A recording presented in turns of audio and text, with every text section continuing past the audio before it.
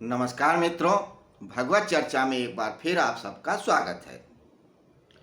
हम लोग भगवत गीता के 17वें अध्याय के 10 श्लोकों तक चर्चा कर चुके हैं। आज 11वें श्लोक पे बात करेंगे। ये 17वां अध्याय है श्रद्धा त्रय विभाग योग, अर्थात श्रद्धा के 3 विभाग वाले योग। श्रद्धा कहते हैं निष्ठा को। निष्ठा या श्रद्धा हमारे अंतःकरण का वह भाव या स्वभाव होता है जिससे हमारा व्यक्तित्व निर्धारित होता है। जब व्यक्ति किसी सिद्धांत, वाद, किताब, व्यक्ति, गुरु, धर्म, संप्रदाय के प्रति समर्पित हो जाता है और उसी से संचालित होता है उसका अंतःकरण और व्यक्तित्व, तो वह उसकी निष्ठा कहलाती है। निष्ठा की बात इसलिए कही गई है महत्वपूर्ण रूप से, क्योंकि निष्ठा जैसी होगी वैसा ही व्यक्तित्व होगा, वैसा ही कर्म होगा और वैसा ही फल होगा। सात्विक निष्ठा, सात्विक कर्म, सात्विक फल। ऐसे ही राजसिक, ऐसे ही तामसिक के बारे में समझें।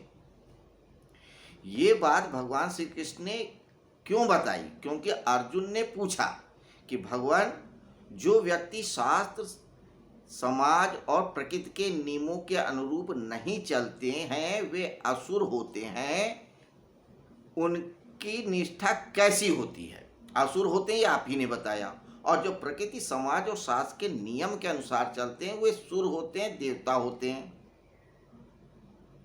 उनकी निष्ठा अच्छी होती है, वो भगवान के प्रति समर्पित होती हैं। तो ये जो असुर होते हैं इनकी निष्ठा कैसी होती है? इसी का उत्तर देते हुए उन्होंने कहा 3 प्रकार की निष्ठा होती है। तो ये बात बताते हुए उन्होंने कहा था त्रिविधा भवति श्रद्धा देहिनाम सा स्वभावजा, कि त्रिविधा भवति श्रद्धा, कि 3 प्रकार की श्रद्धा होती है। देहिनाम सा स्वभावजा, मनुष्यों के स्वभाव की।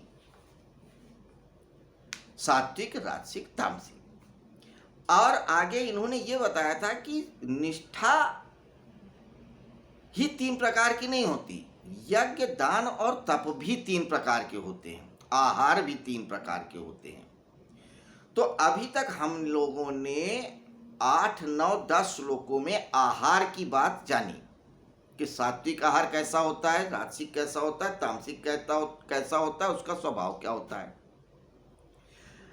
राजसिक, सात्विक और तामसिक भोजन के परिणाम बताए और उसके गुण भी बताए, क्योंकि जैसा भोजन करेंगे वैसा ही मन बनेगा, वैसा ही स्वभाव बनेगा।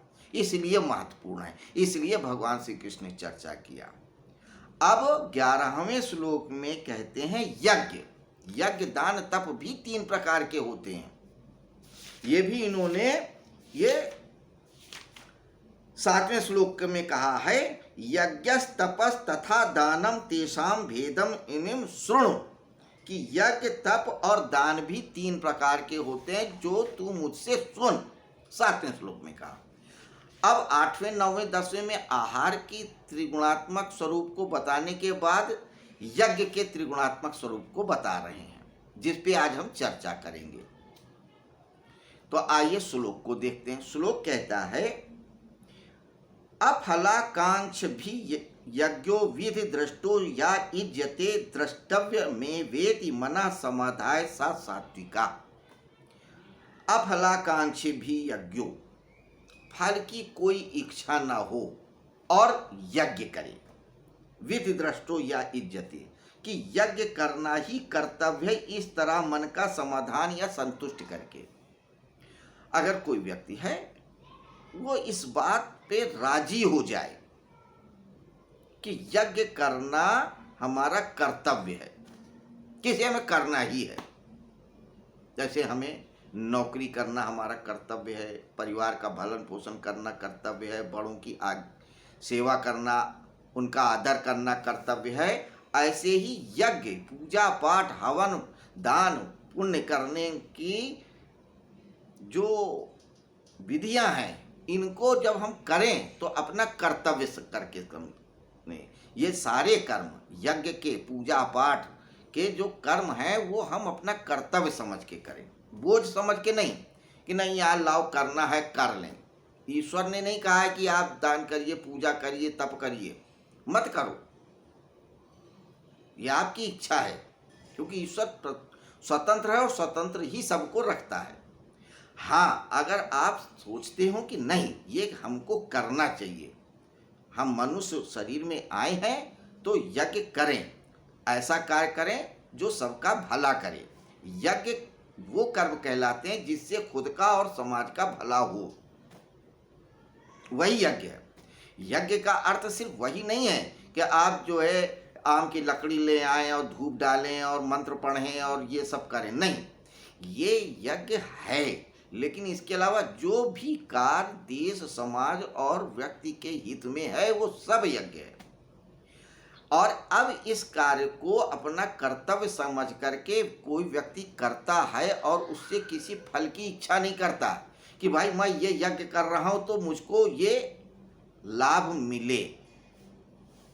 अगर बिना किसी लाभ की इच्छा के कोई ये कर्तव्य करता है तो वह सात्विक है। यष्ट द्रव्य में वेति मना समाधा या सात्विका। तो शास्त्र विधि से फल की इच्छा न रखते हुए जब कोई व्यक्ति पूजन पाठ या यज्ञ कर्तव्य समझ के करता है तो वो सात्विक होता है और उसका सात्विक फल भी होता है।